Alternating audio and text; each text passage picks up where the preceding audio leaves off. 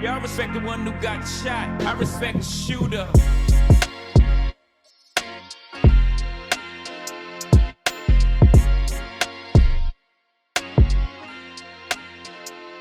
Welcome, everybody. This is Designated Report Behind the Lens, and I'm your host, Johnell, and I'm here with the incredibly talented Carl Jones II.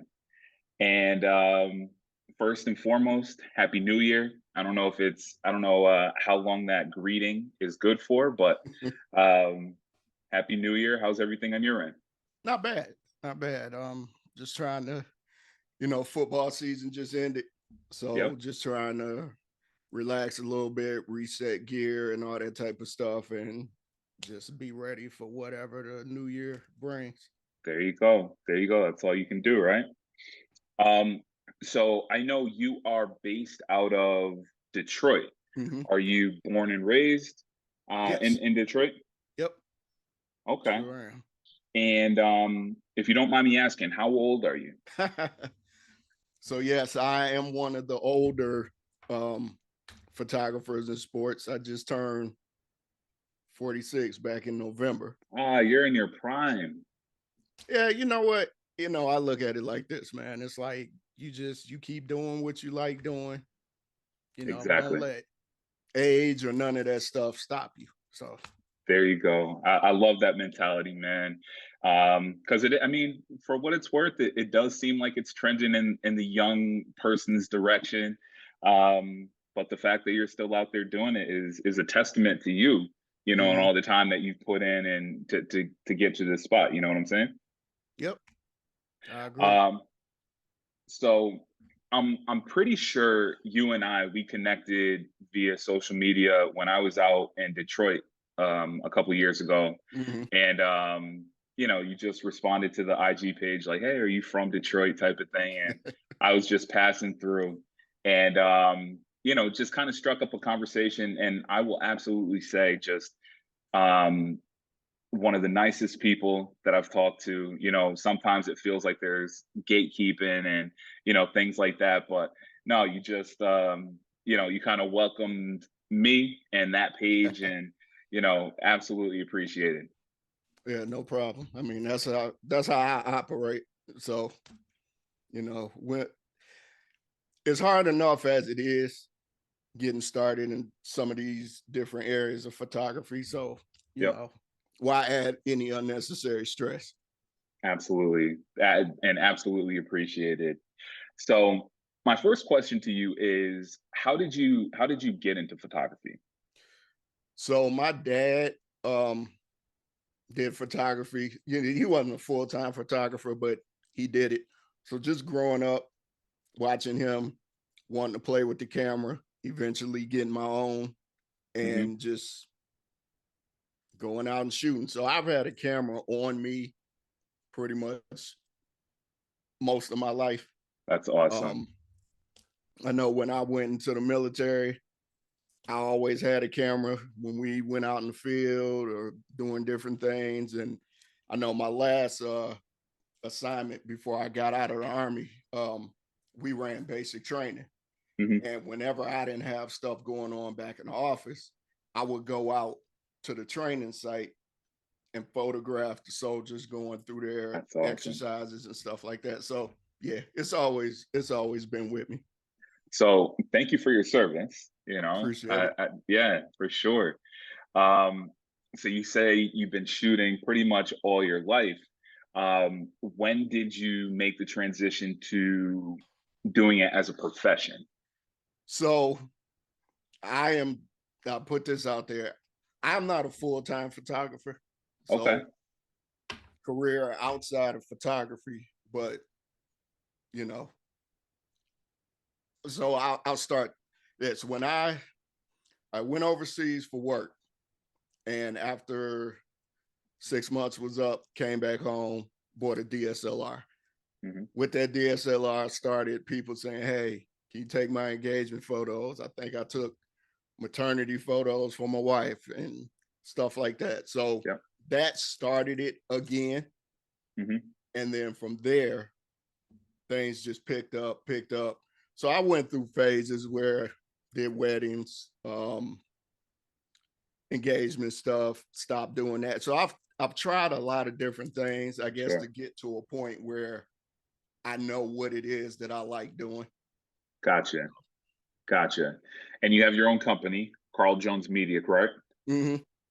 And as it stands, what does that encapsulate? Is it just sports photography, or are you still kind of dabbling in the wedding and portraits and things like that?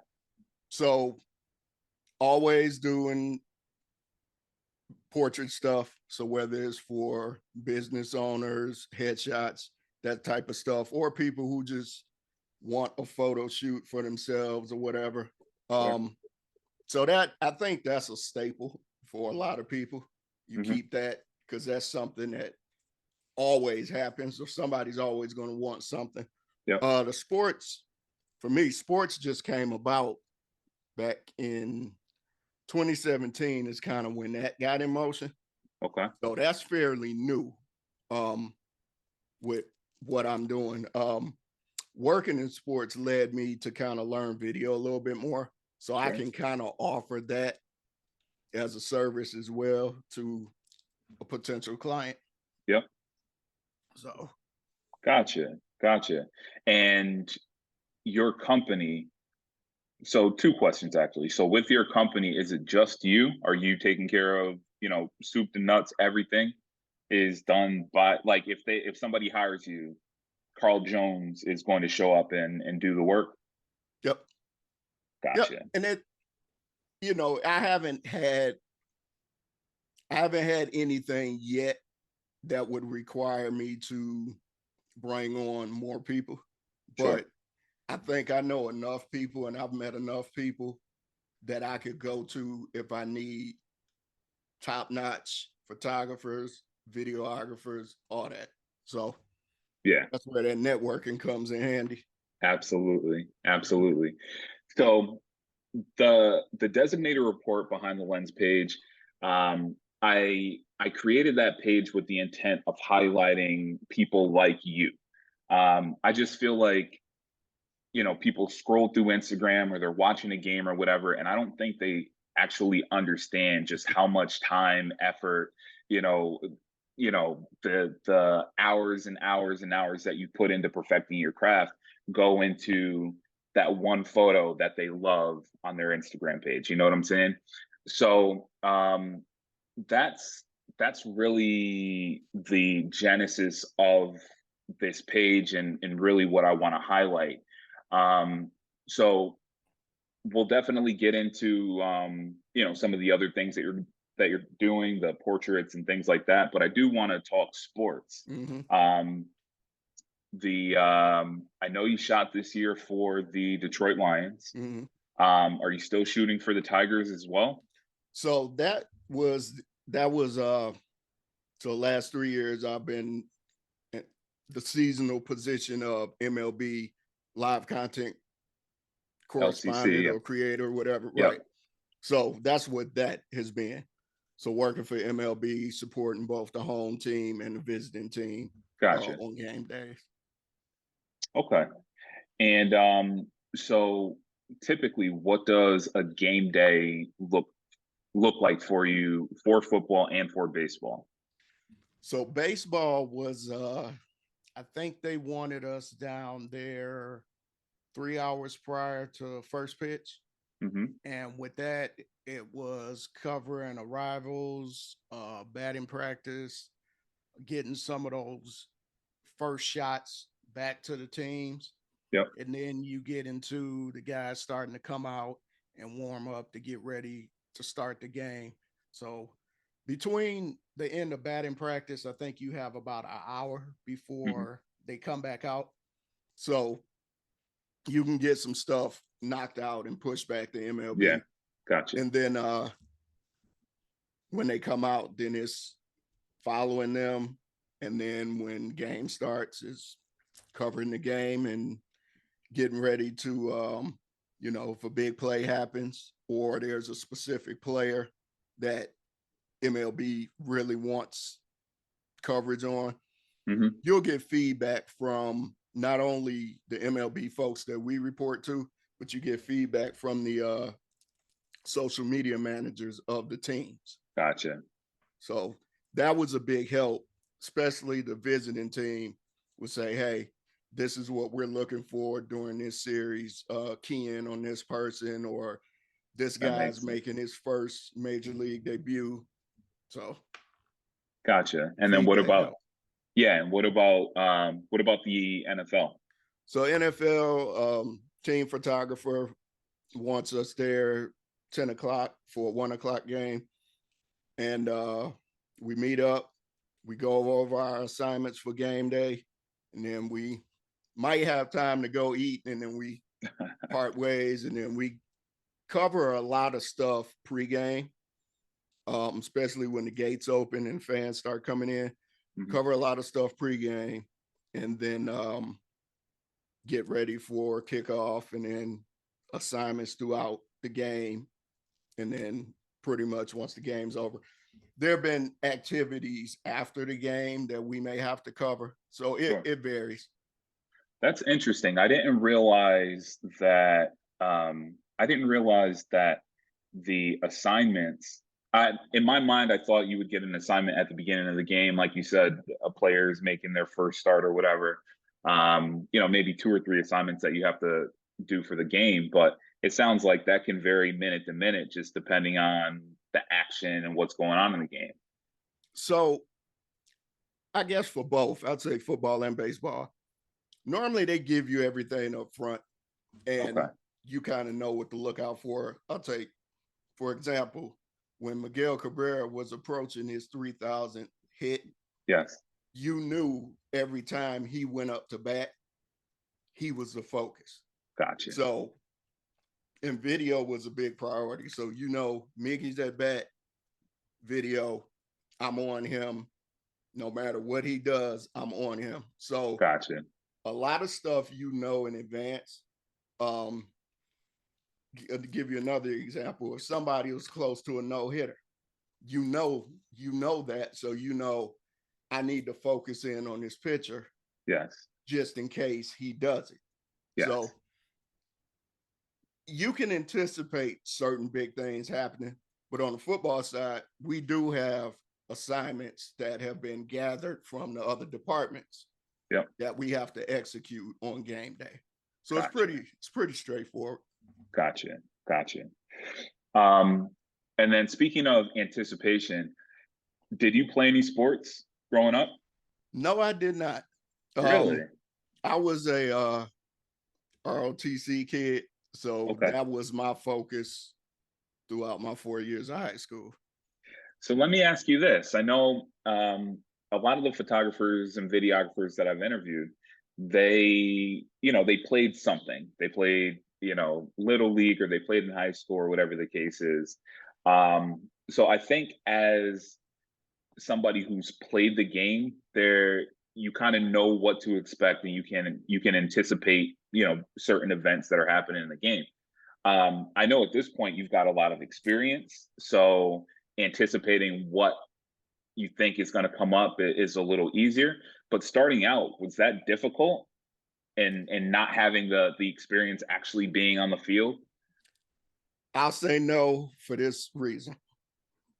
Prior to me, I say, so when I did figure out that I wanted to kind of approach sports photography, I was fortunate to make connections through Instagram.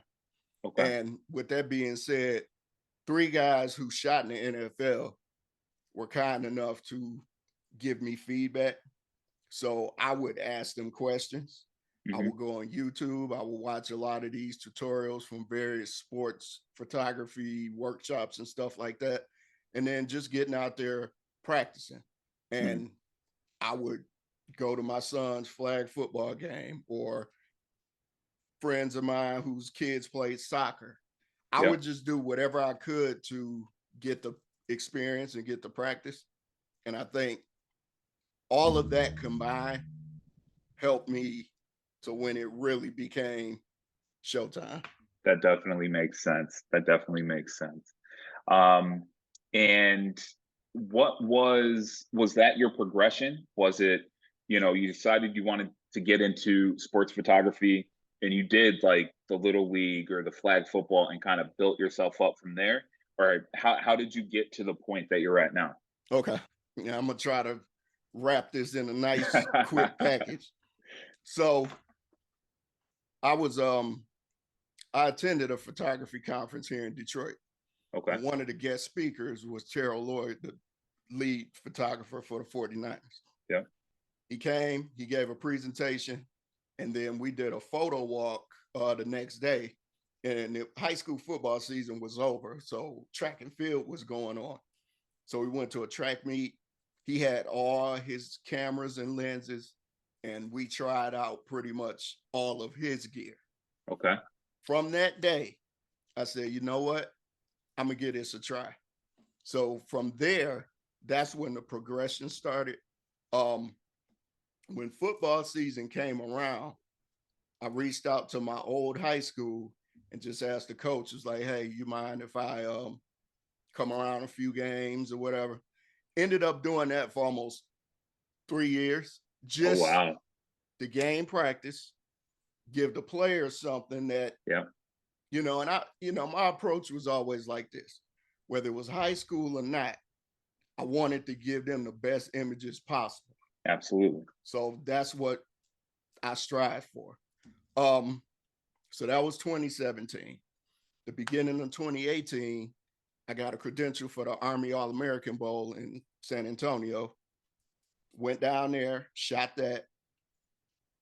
That year is when a gentleman who was shooting for the Lions, he shot the cheerleaders and any entertainment. He needed Okay. help.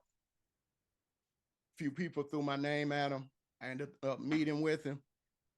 He brought me on for the 2018 season. So that was my first hand in the NFL piece. Gotcha. So from there, it was just stuff would come my way, and I'd take it or I'd do certain things, and not everything was a paid gig. Some stuff Sure. was just, I want to get the experience of doing this, so I'm going to go ahead and give it a shot. Yeah. So things just kept stacking on top of each other. People start knowing who you are. The networking piece plays a big part of it. And I think Here we are. right. And I'm here because of those individuals who didn't push me aside like, oh, I don't know you, but they actually took the time to talk to me, give me feedback, and I'll always appreciate that. That's awesome. And it goes back to what I said from the very start. I see where, how genuinely nice and welcoming you were to me. I see where it comes from, the fact that you were kind of nurtured coming up and, had people that had your best interest and wanted to see you succeed as well. Yep. So I did have a question for you, but I'm looking at your shirt and I could tell. I was going to ask if you're Sony, Canon, or Nikon. Have you been Nikon forever? That's what my dad had. So when I got my DSLR, I wanted something that I could use like all his old manual focus lenses. Yep. So I've been Nikon, invested the money in Nikon gear, and I've just stayed the course. And again, judging by the shirt, it looks like you've gone in the mirrorless direction. Do you still use the DSLR? Yep. I haven't. I mean, the Z9 was I won't say it was hard to get, but it was a nice little weight for it. So finally got that last year, but I still use my D500, which is DSLR, in conjunction with the Z9 and my Z6. Gotcha. Yeah, I just recently made the move to mirrorless. I got a Z6, and I still have my DSLR. It's a workhorse. I feel like, like any situation I can use it and I'm good with. But there is something special about the mirrorless camera. Yeah. Oh yeah. And I'm still learning that camera. Like I feel like I had a pretty good grasp of the DSLR. But I love it. I love the mirrorless camera and the look, and it Me seems too. like that's kind of the direction that we're moving. Yep. And then, one thing that I like, I'm actually using now is my Z6 is my camera for this. Gotcha, So the gotcha, and that's ability, why, go yeah, ahead. and that's why you look so good right now. Yep. So So, we've got the cameras, you got the DSLR, you've got the mirrorless cameras, the Z9, the Z6. What makes a good photo for you? so like the OGs say in sports photography, face, peak action. Yeah. Those are things that I try to get. Now, I will be the first to say reaction time sometime in football. I'm still working on that. Because I know I can lock on to the quarterback and watch what he's doing. And if he looks this way to get ready and pass, I may swing over in that direction, but I may go past the receiver that he's. Gotcha. So by the time I come back over, he's already caught the ball. Yep. So those are things that I try to work on. And I know football season breaks from, this time to maybe like August. So I'm Yep. not shooting football during that time, but just try to do other things just to keep the reflexes up. And So when you're shooting football, what lens are you using? Are you using like a 400 or something like that? so I use a 200 to 400 and I keep that on one body. And I've been,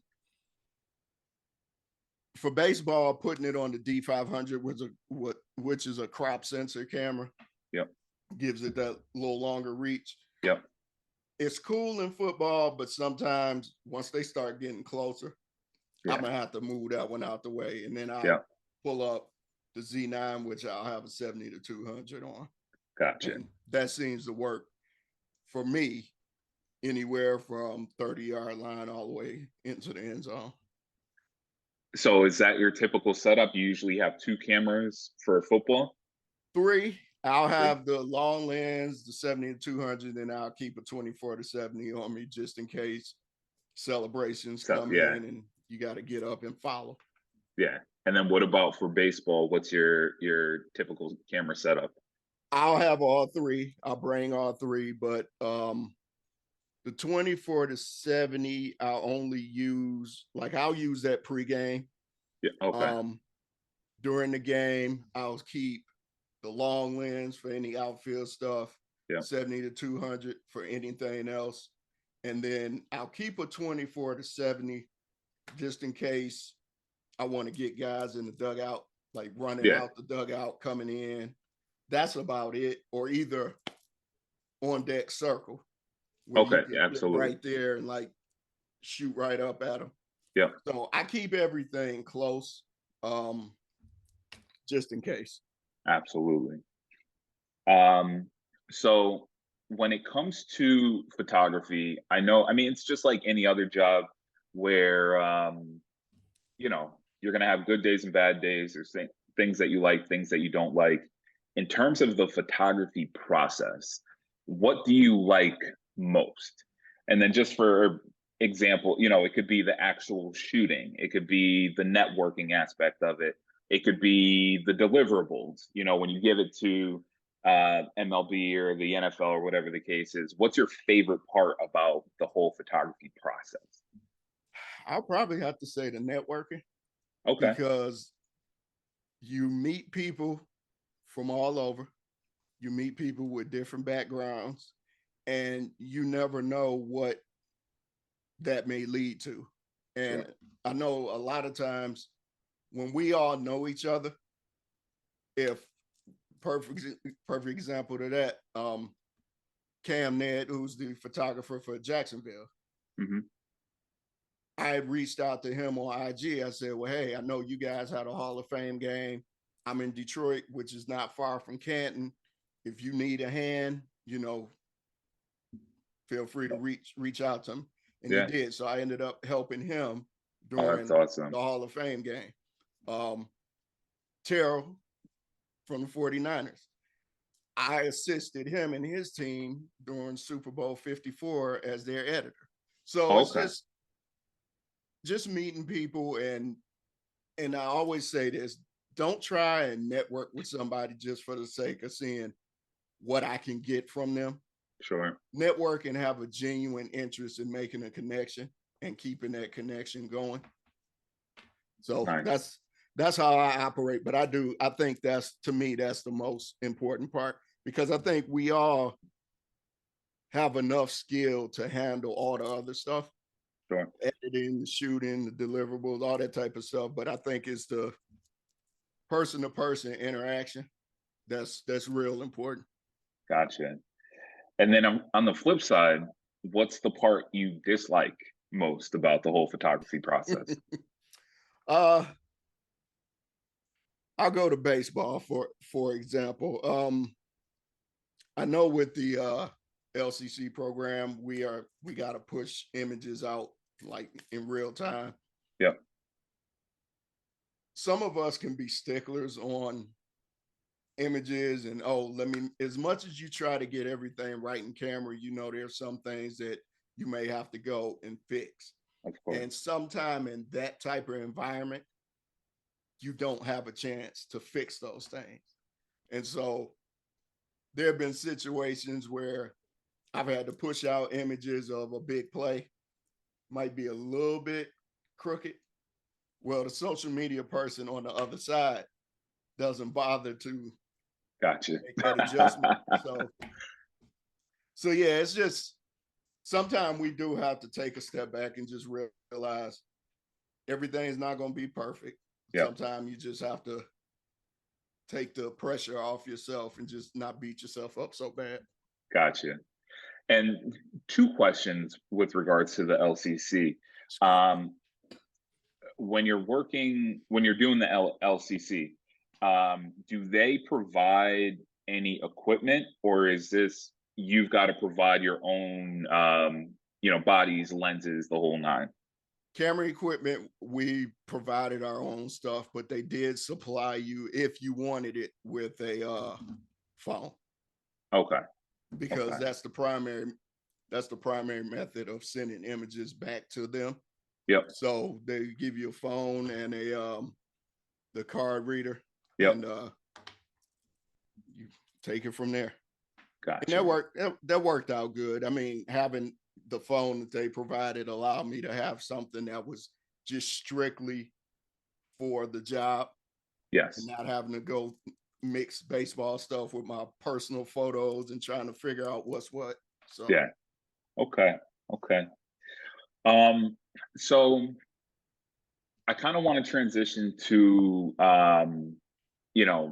your photography, and I guess, at the risk of sounding corny, just like beyond. So I feel like each and every photographer, they've got at least one baby where it's their favorite picture. It either brings them back to a particular moment, or, if it's sports photography, a big moment, or a big reaction or something like that. Do you have a single favorite photo that you've taken in all your years? You know what? That's probably one of the hardest questions to answer. And I don't really know if I do. Really? It's like there's nothing that I'm just that stuck on that just comes to mind. It's not. Okay. And I mean, that's not necessarily a bad thing. You just kind of take them as they come, and you take the picture, you kind of move on and grow from there. I know you said that you've kind of had mentors and people that you've networked with. Do you, or did you have any role models in photography coming up? Was it your father? Was it, somebody in the industry already? Yeah, he would be. I mean, he would be the first one, because that's what drew me to photography in the first place. Mm-hmm.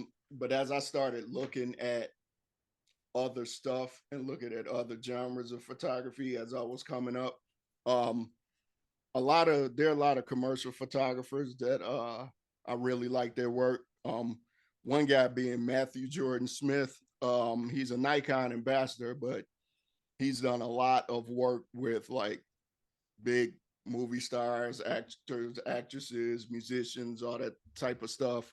Let me see, who can I? Now I would say there's a gentleman named Alan Cooley. He's a commercial photographer out of Atlanta. Okay. I love his work. He does a lot of stuff for beauty brands and things like that. You have a guy named Joshua Dwayne out in New York. He does a lot of stuff for. Are you familiar with DeVal and Kadeen Ellis? I don't think so.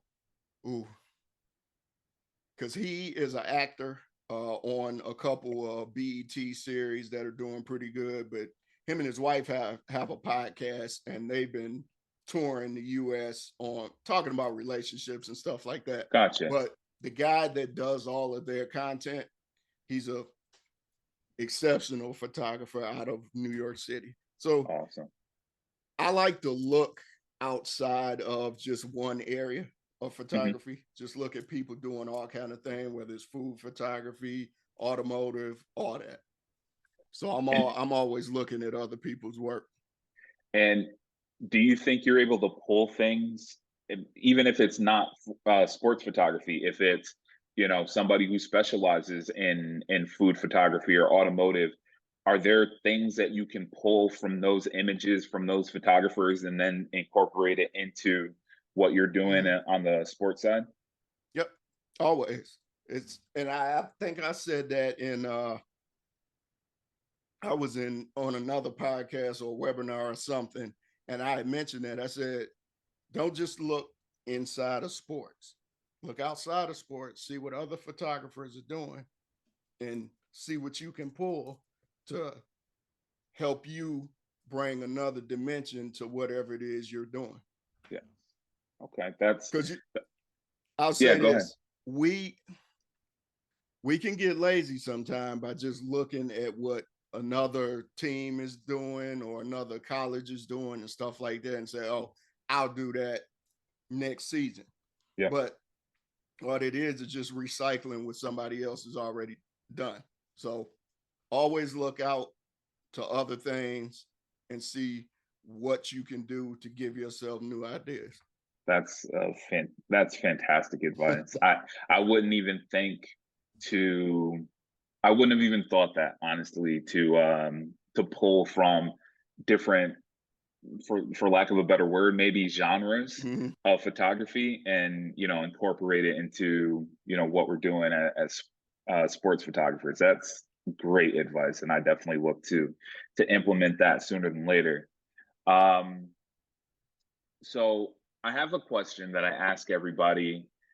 Very interested to hear everybody's responses. Because everybody's journey is a little different in how they got to the point that they are, and how photography has kind of affected them or supported them or helped them. What's the most important thing that you've learned through photography? And this can be photography specific, or it could be like a life lesson that you've learned from your time shooting. The images you capture are probably hold more value than you realize. And with that being said, when I was doing weddings, I had shot a wedding for a coworker of mine, and about a year later, her husband passed away, died in a car accident. Yeah. And she had came in the office about a few weeks later, and she said, you know what? I'm so glad we had those pictures from our wedding, because I was able to use those during his funeral, but it's also allowed me to look back on the good times that we had. So yes. I would almost say a picture it's cliche, but a picture freezes a moment. Sure. And when it just comes to documenting day-to-day life, you know, you never know when that picture, you may need to go back and look at that photo again. So That's I beautiful, guess man. that's what I could say about That's beautiful. Wow. Yeah. Yeah, that. for sure. For sure.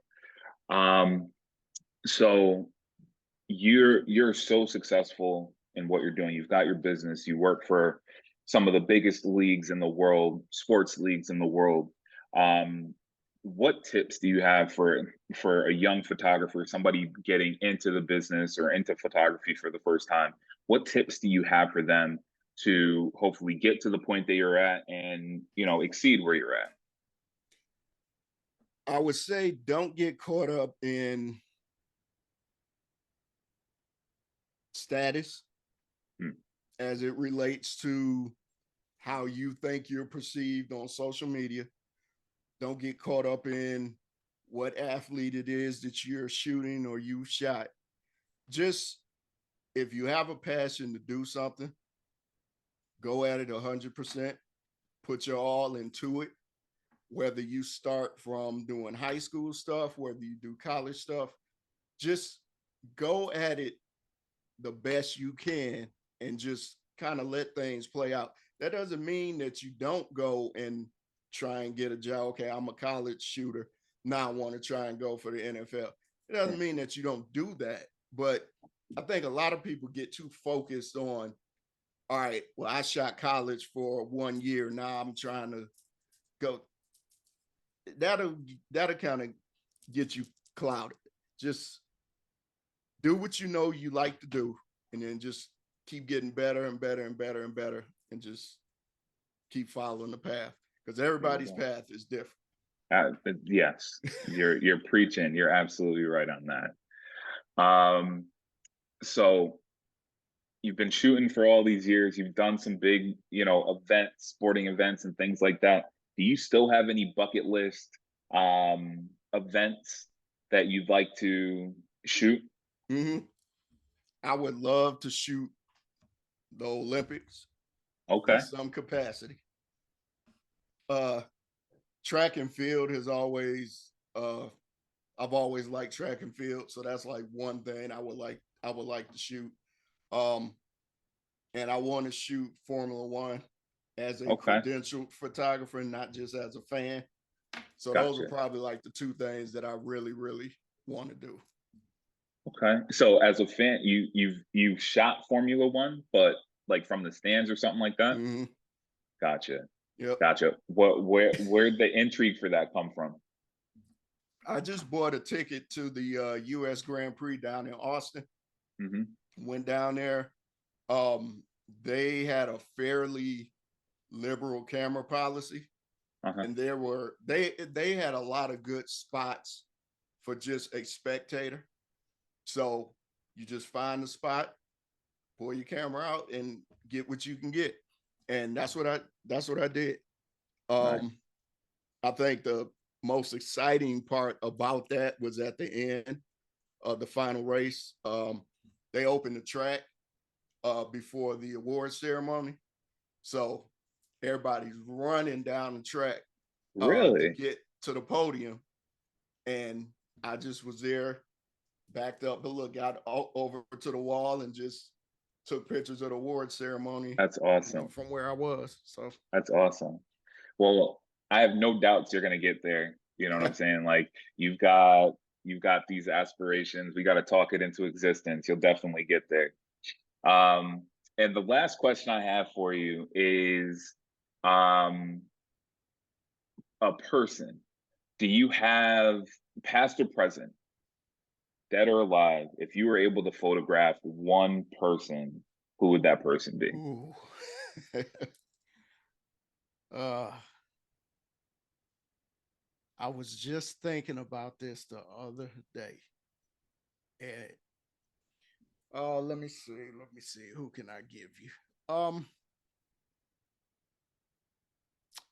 I would say Michael Jordan, only because I grew up growing up as a Jordan fan was risky business, Yeah. especially during the years when the Pistons were Yes. fighting to no, when they were battling and the Yep. Pistons were doing well. So I would say Jordan, but I don't think that's the end all be all. That's all that's coming to mind right now. But Gotcha. there's so many people out there that I think it would be nice to photograph them. Yeah, you might got to watch your back saying Jordan and Detroit, man. You know, Isaiah Thomas still isn't too Oh happy yeah, with Michael Jordan. no. Mm-mm. But that wraps it up, man. Carl, I thank you so much. Again, I go back to the very first thing that I said about you, just extremely welcoming. And you know, I can't thank you enough for that. You know, hopefully at some point we'll be able to shoot together. You know, I get out to Detroit or whatever the case is, but sincerely appreciate you stopping in and just dropping knowledge, talking life, talking sports and photography. Yep. And I guess before we leave, one more thing I wanted to put out there. So I know a lot of times you hear photographers, especially younger photographers, say that, you know, the older photographers don't want to talk to them, or they look at them funny and they don't want to share information and things like that. I always look at it like this. They have a lot of knowledge that they can pass along, and I try to absorb as much as I can from them. But you also have to look at this younger group of photographers and the new ideas that they bring, and you embrace that as well. And I think that's how I've always been. I pull from everybody because I Yep. think you can learn from everybody and not think, well, I've been doing this for X amount of years. What can they teach me? I think we all learn from each other. So, Absolutely. you know, we need to kind of push that barrier down and just kind of take in the information you think is valuable to you, and Yep. whatever you don't think you need, just, you know, leave it alone. Absolutely. Absolutely. So before we get out of here, I'll have your Instagram and website and all that good stuff, but is there anything else that the people should know about Carl Jones II? Nah, not much. First time really doing this podcast thing, so I kind of got a couple new items to, you know, I guess I want to do it more just to Sure. get comfortable and kind of have more of a presence going forward. So Yep. I think this is a good start. There we go. Hey, again, I appreciate it so much. We'll absolutely be in touch. And like I said, hopefully one of these days we'll be able to shoot together. All right. Sounds like a plan. Have a good one. Happy New Year. All right. All the best in 2023 to you and your family. All right. You too. Thank you, Matt, very much. All right. Talk to you soon. All right.